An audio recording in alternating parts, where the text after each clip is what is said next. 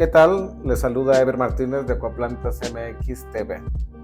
Posiblemente esta es una de las preguntas que se realizan con mayor frecuencia. ¿Cuántos peces puedo meter en mi pecera? La respuesta pasa por otras preguntas que necesitan responderse antes.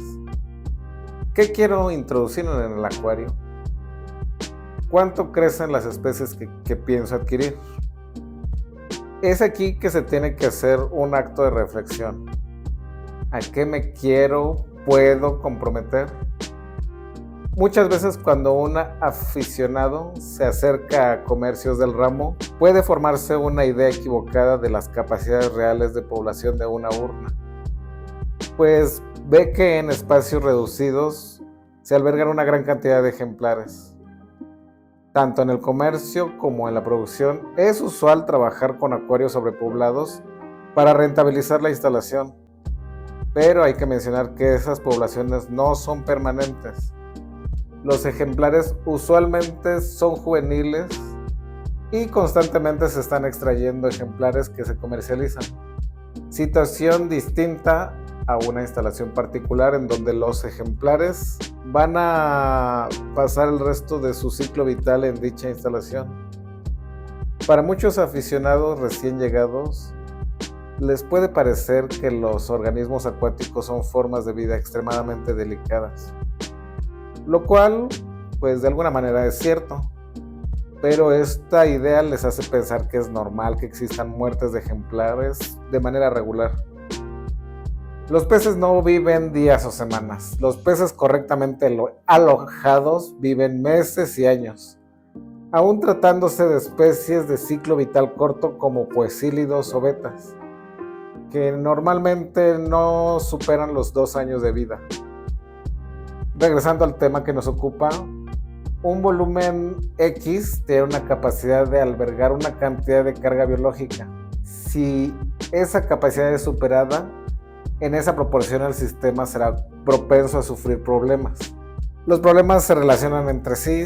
Si se meten más animales de los que la instalación permite, se enfrentará a un problema de sobrepoblación y muy posiblemente a sobrealimentación, que a su vez incide en la calidad del agua. Si la calidad del agua se deteriora, los animales serán propensos a enfermar, aún sin introducir ejemplares enfermos. Pues al estar contaminada el agua, algunos microorganismos que bajo condiciones normales son inocuos, al estar en agua con alta cantidad de nutrientes, puede volverlos patógenos.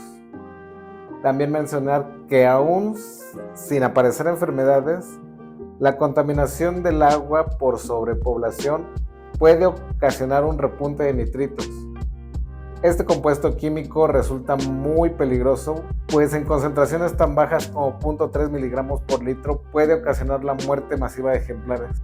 El nitrito tiene la particularidad de que interactúa con la sangre, con la hemoglobina, hace incapaz de acarrear oxígeno, por lo que los peces mueren asfixiados.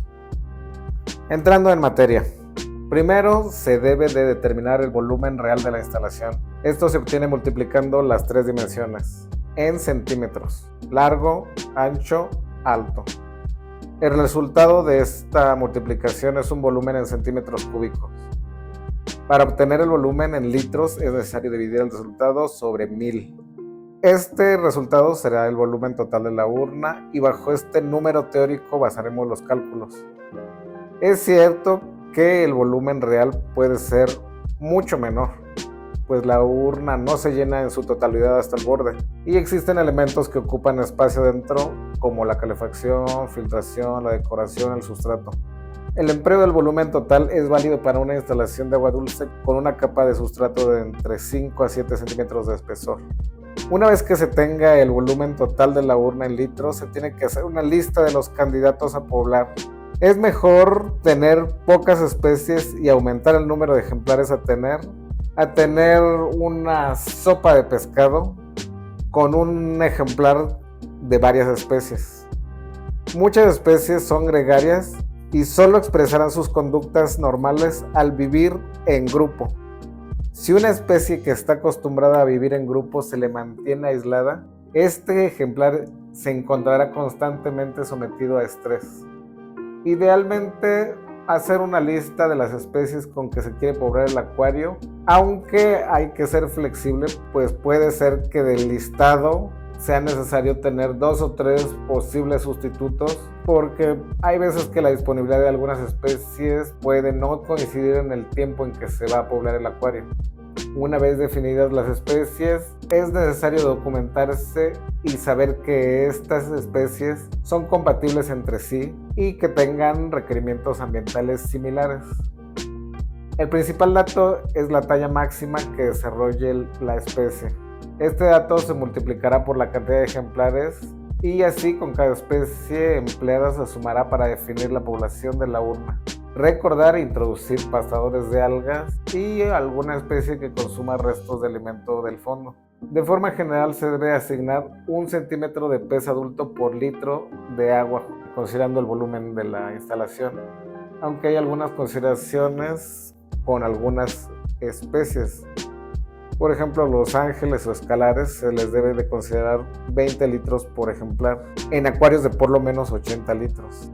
En el caso de discos, se deben de considerar 40 litros por ejemplar en urnas de por lo menos 200 litros. En el caso de cíclidos enanos como apistogramas, microgeófagus, se debe de considerar 25 litros por ejemplar. Mientras que en cíclidos africanos se deben de considerar 20 litros por ejemplar, siendo urnas de por lo menos 200 litros.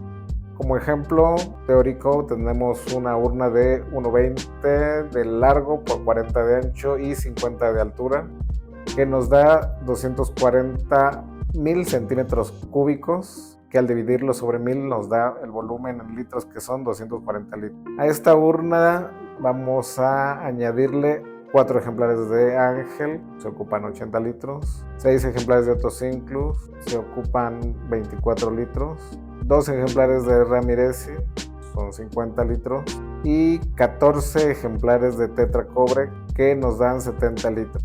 Como todavía nos falta un poco, meteremos un grupo de 5 gatos panda, que ocuparán 15 litros, lo que nos da un total de 239 litros. Esta consideración es válida en acuarios con filtración mecánica y biológica, una recirculación de 2 a 5 veces el volumen por hora de la instalación. Si por la razón que sea no se llegase a usar filtración, se deben de multiplicar por 4 las necesidades de espacio. Eso hablando de acuarios. En el caso de estanques, se usan sobre todo 2 especies, el goldfish y la carpa koi. En estas 2 especies hay que considerar que aunque podrían tener cierto parecido, pues la talla que desarrollan es muy diferente entre cada especie y las necesidades de espacio pues también son diferentes. En el caso de los goldfish se debe de considerar 40 litros por ejemplar, pero en el caso de las carpas koi se debe de considerar 1000 litros por ejemplar. Esto considerando una filtración con caudal de 1/3 a la mitad del volumen de la instalación por hora.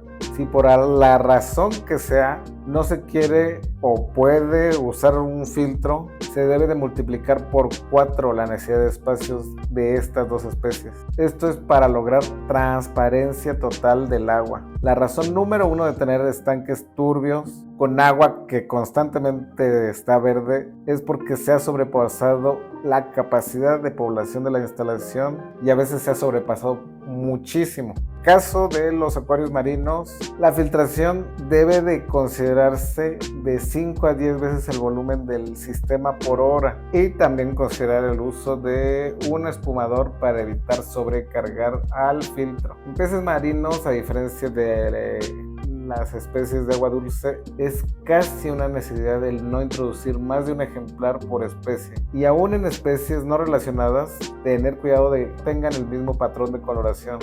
En peces marinos es necesario un proceso exhaustivo de investigación sobre los requisitos de dieta y comportamiento. Páginas como Fishbase pueden ser útiles para conocer la talla máxima, pero estos datos son de ejemplares en libertad. En cautiverio solo desarrollan el 75% con relación a la misma especie en vida libre, por lo que se tiene que tomar esta proporción, ajustarla y darle por cada centímetro de pez en talla adulta 4 litros de volumen de la instalación.